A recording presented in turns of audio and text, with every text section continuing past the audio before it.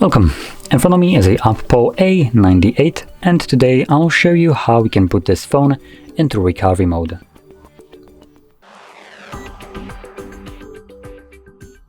So to get started, you want to hold your power button and volume up at the same time.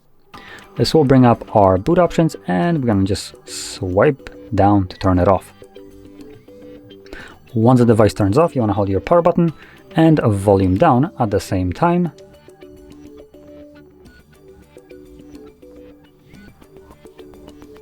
When you see the OPPO logo, let go of the power button and keep holding your volume down.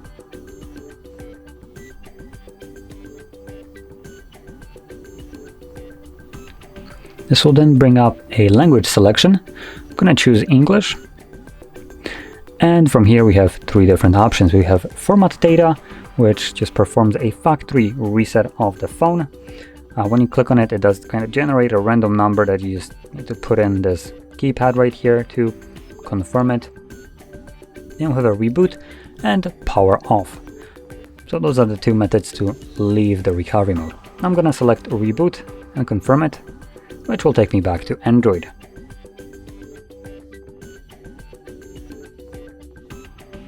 And as you can see, we are now back in Android.